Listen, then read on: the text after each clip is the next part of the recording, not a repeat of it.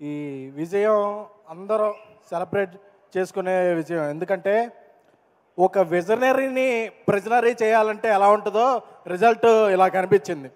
చంద్రబాబు నాయుడు గారిని ఏ రోజైతే ఆయన్ని జైలు పాలు చేయాలని చూశారో అప్పుడు రిజల్ట్ ఇలాగే ఉన్నది.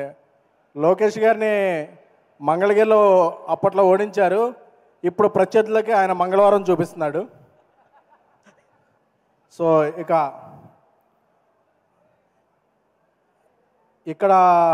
ఒక ప్రాంతీయ పార్టీని అక్కడ జాతీయ పార్టీని కలిపి మా జనసేనాని పడ్డ కష్టం ఎంతో అందరికీ తెలుసు.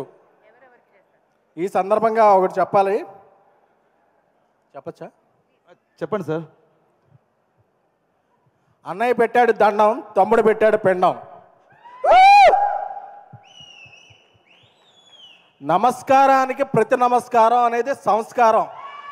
ఆ సంస్కారం చేతకాని వాళ్ళకే ప్రజలు ఇస్తారు ఇలాంటి తిరస్కారం. తెలుగు చలనచిత్ర పరిశ్రమలో సింహాసనం మీద కూర్చున్న అర్హత మా అన్నయ్య ఇంద్రసేనుడిది. అలాగే రాజకీయాల్లో సింహాసనాన్ని మార్చేసే పవర్ మా జనసేనుడిది. సో విజయం వచ్చింది కానీ విర్రవీగితే పాత తపేళా ఫేసులకి మనకి తేడా ఉండదు.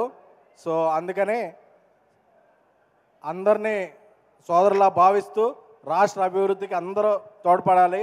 అలాగే ఎవరి మీద కోపం వస్తే టికెట్లు రేట్లు తగ్గించేసి సినిమా థియేటర్లు బయట ఎంఆర్ఓల చేత ఆర్ఓలు చేయించే కాకుండా ఇప్పుడు సినీ పరిశ్రమకి మంచి చేయాలనుకునే ప్రభుత్వం వచ్చింది.